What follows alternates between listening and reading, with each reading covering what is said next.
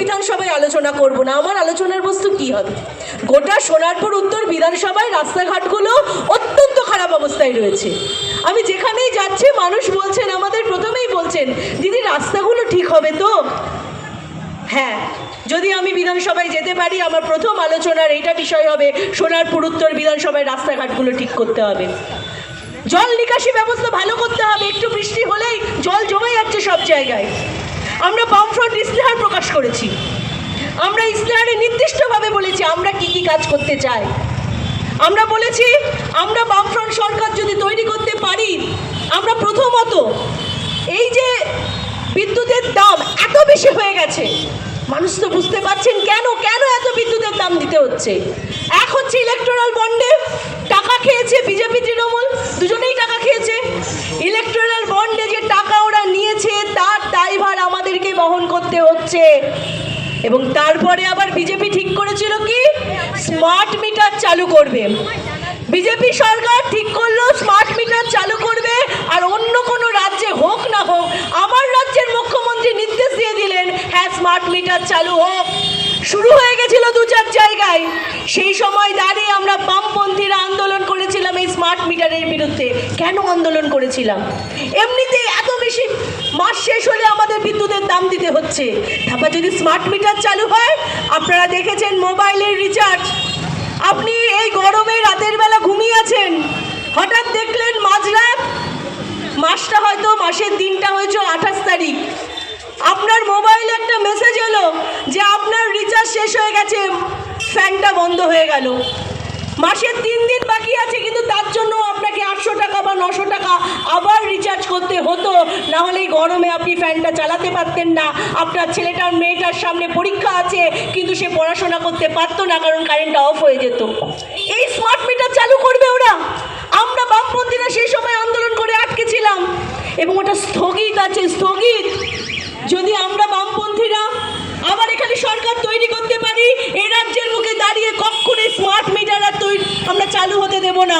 কিন্তু ওরা যদি এতটুকু নিজেদের ক্ষমতা বাড়াতে পারে, ওরা স্মার্ট মিটার আবার চালু করবে আমার রাজ্যের বুকে দাঁড়িয়ে গোটা দেশে। ফলে আপনাদের ভাবতে হবে, আমরা বলছি আমাদের ইস্তেহারে যে গণপরিবহনে মহিলাদের জন্য আমরা ফ্রিতে যাতায়াতের ব্যবস্থা করব। 1,000 টাকায় কি হয় এখন? আমরা বলছি ভাতা আরও বাড়বে, কিন্তু শুধু ভাতা বাড়ানো নয়, তার সাথে সাথে আমরা বিকল্প কর্মসংস্থানের ব্যবস্থা করব। স্বনির্ভর গোষ্ঠী ছিল বামফ্রন্টের আমলে, শক্তিশালী ছিল। আজকে স্বনির্ভর গোষ্ঠীগুলো দুর্বল হয়ে পড়েছে, সমবায়গুলো দুর্বল হয়ে পড়েছে। আমরা বলছি বামফ্রন্টের সরকার তৈরি হলে আবার সমবায়গুলো শক্তিশালী হবে, স্বনির্ভর গোষ্ঠীগুলো শক্তিশালী হবে। মাইক্রো ফিন্যান্সের লোন নিয়ে মহিলাদের হেনস্থার শিকার হতে হবে না। কেন মাইক্রো ফিন্যান্সের লোন নিতে হচ্ছে? কেন মহিলারা হেনস্থার শিকার হচ্ছেন? কারণ সমবায়গুলো দুর্বল হয়েছে, স্বনির্ভর গোষ্ঠীগুলো দুর্বল হয়েছে। আমরা আমাদের ইস্তেহারে বলেছি আপনার ভোট কাস্তে হাতুড়ি তারা চিহ্নে হলে, আমাদের সরকার তৈরি হলে এই মাইক্রো ফিন্যান্সের মতো, এই বন্ধন ব্যাংকের মতো এইগুলোকে দুর্বল করে দিয়ে সমবায় আর স্বনির্ভর গোষ্ঠীগুলোকে আমরা শক্তিশালী করব। আমরা আমাদের ইস্তেহারে বলেছি মহিলাদের নিরাপত্তা আমরা সুরক্ষিত করতে চাই। দেখছেন দেশ এবং রাজ্যের অবস্থা। আমার দেশে বিজেপি সরকার যা নীতি নিয়ে চলছে, মহিলাদের বিরুদ্ধে অপরাধী যারা তাদের জন্য আমার রাজ্যেও একই ঘটনা ঘটছে। মহিলারা কোনো জায়গায় নিরাপদ নয়। বিজেপি শাসিত রাজ্য উত্তরপ্রদেশ, আদিত্যনাথ যোগী মুখ্যমন্ত্রী, একটার পর একটা ঘটনা ঘটছে। আমার রাজ্যে দাঁড়িয়েও একটার পর একটা ঘটনা ঘটছে, কোথাও অপরাধীর শাস্তি হচ্ছে না। তিলোত্তমার এখনো বিচার হয় না, কারণ বিজেপি চায় না। সেই কারণে তৃণমূলের যারা মাথা, আসলে আরজিকরের ঘটনা কেন ঘটেছিল? তার কারণ সরকারি হসপিটাল আরজিকর দুর্নীতির আখড়ায় পরিণত হয়েছিল। এবং শুধু ওই সরকারি হসপিটাল আরজিকর নয়, আমার গোটা রাজ্যে যে সরকারি হাসপাতালগুলো আছে এটা একটা দুর্নীতির আখড়ায় পরিণত হয়েছে। ফলে সেই দুর্নীতি সামনে চলে আসছিল আরজিকরের ঘটনায়। তাই আরজিকরের মাথাটা ধরা পড়ল না, কারণ বিজেপি চাইল না। আরজিকরের মাথাটা ধরা পড়লে মমতা ব্যানার্জির অসুবিধা হতো। বন্ধু, আমি আপনাদের কাছে আবেদন করতে চাই, আপনারা 29শে এপ্রিল যখন ভোট দিতে যাবেন, আপনাদের ভাবতে হবে যে এবারের বিধানসভা নির্বাচন অত্যন্ত গুরুত্বপূর্ণ। বাড়ির সন্তানদের ভবিষ্যৎ প্রজন্মকে বাঁচানোর লড়াই। ফলে তারা ভালো থাকবে কি থাকবে না এটা নির্ভর করবে আপনার সিদ্ধান্তের ওপর। এমন যেন না হয় যে 5 বছর পরে আপনি আপনার সন্তানের চোখের দিকে তাকাতে পারবেন না, কারণ আপনার সন্তান তখন আপনাকে প্রশ্ন করবে, যখন আমার রাজ্যে 8,000-এর বেশি স্কুল বন্ধ হয়ে যাচ্ছিল, তার কারণ বিজেপি যে শিক্ষানীতি কেন্দ্রে চালু করেছিল, সেই শিক্ষানীতির জোরে বলা হয়েছিল সরকারি স্কুলগুলো বন্ধ হয়ে যাক এবং প্রাইভেট স্কুল, বেসরকারি স্কুল হচ্ছে রাজ্যগুলোতে বাড়ুক। আর আমার রাজ্যে মমতা ব্যানার্জি বিজেপি সেই শিক্ষানীতিকে ইমপ্লিমেন্ট করছিল। তখন তুমি আমার ভবিষ্যতের কথা ভাবলে না। তখন এটা না আপনাকে আপনার সন্তানের কাছে শুনতে হয় যে তখন তুমি ওই 2 ফুলকে বেছে নিলে যারা আমার ভবিষ্যৎটাকে শেষ করে দিল। ফলে আপনি ভাববেন বন্ধু, আসল লড়াইটা আমরা লড়ছি নীতির লড়াই। তৃণমূল বিজেপি ওদের নীতি এক, কারণ ওদের বাবাটা এক, তার নাম RSS। মমতা ব্যানার্জিকে RSS এ রাজ্যে কেন রেখেছিল? তাদের প্রয়োজন হয়েছিল বামফ্রন্টকে সরানোর জন্য এই রাজ্যের বুক থেকে। আজকে যে সিঙ্গুর নন্দীগ্রাম ষড়যন্ত্র ছিল, এ তো আমরা কি বলবো, শুভেন্দু অধিকারী বলছে, তখন তৃণমূল মমতা ব্যানার্জির সাথে ছিল, 1 নম্বর নেতা ছিল, সে এখন বলছে নন্দীগ্রাম ষড়যন্ত্র ছিল, এখন বিজেপির নেতা। তাহলে সিঙ্গুর নন্দীগ্রাম যে আসলে ষড়যন্ত্র ছিল, মমতা ব্যানার্জিকে যে আসলে RSS আমার রাজ্যে নিয়ে এসেছিল, তার একটাই কারণ ছিল, বামপন্থীদের সরিয়ে দাও, কারণ বামপন্থীরা শক্তিশালী মানে আমার রাজ্যে মেহনতি মানুষ, সাধারণ মানুষ, তাদের উপকার হবে। আর ওই যে 1% লোক, 2% লোক, আদানি আম্বানি সহ আমার রাজ্যেও যারা কোটিপতি পুঁজিপতি আছে, তাদের সমস্যা হবে। আর বেশিরভাগ মানুষ তারা ভালো থাকবে। তাহলে যাদের হাতে বেশি টাকা আছে তাদেরকে সাপোর্ট দিতে হবে, তাই বামফ্রন্টকে সরাতে হবে। তাই তো এই ষড়যন্ত্র, আজকে তো প্রমাণিত ওটা ষড়যন্ত্র ছিল।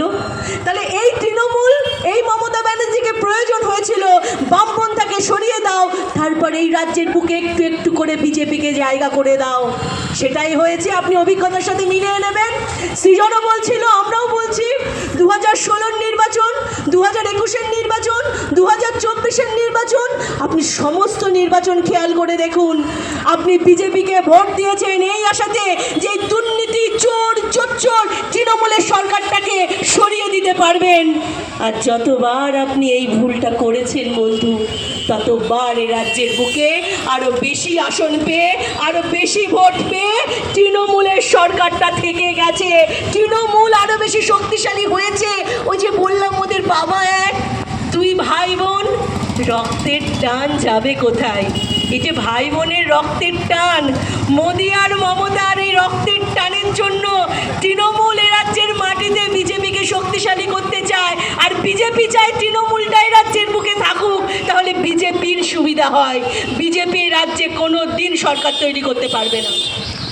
আমার রাজ্যের সংস্কৃতি, আমার রাজ্যের চৈতন্য রামকৃষ্ণদেবের বাংলা, এ বাংলার বুকে দাঁড়িয়ে কোনো দাঙ্গা বাজরা, কোনো ধর্মীয় বিভাজন, সাম্প্রদায়িক শক্তি তারা কোনোদিন সরকার তৈরি করতে পারবে না।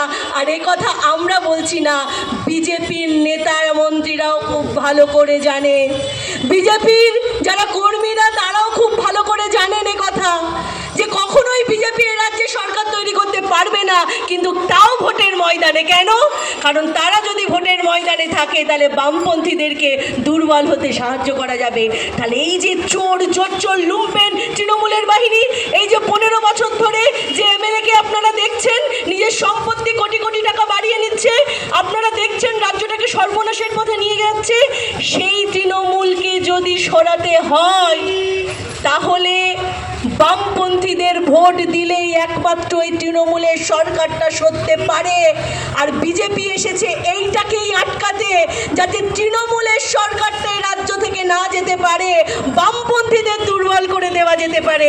তাই আপনাদের কাছে আবেদন করব বন্ধু, আমি আমার কথা আর বাড়াবো না, কিন্তু আপনারা যারা আমাদের কথা শুনতে পাচ্ছেন, আপনারা রাজনৈতিকভাবে অনেক বেশি সচেতন মানুষ, আপনারা প্রতিদিন আপনার জীবন যন্ত্রণা দিয়ে বুঝছেন, আপনার অভিজ্ঞতা দিয়ে বুঝতে পারছেন যে রাজ্যটাকে যারা সর্বনাশের পথে নিয়ে যাচ্ছে, তাদেরকে যারা সমর্থন করছে সেই বিজেপি এবং তৃণমূল। আমরা যে সেটিংয়ের কথা বারবার বলি, আপনি বিভিন্ন ঘটনায় সেটিং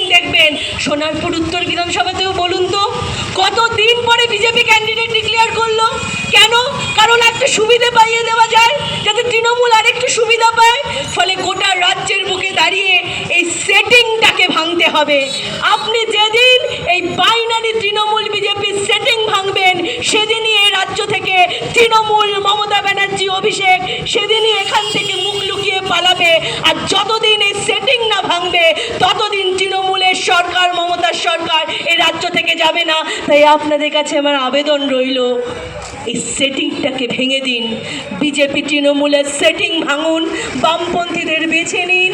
আপনার অঞ্চলের রাস্তা হবে, আপনার অঞ্চলের জল নিকাশি ব্যবস্থা ভালো হবে, সোনারপুর উত্তর বিধানসভায় একটা হসপিটাল হবে, আপনাদের গণপরিবহন ব্যবস্থা আরও উন্নত হবে।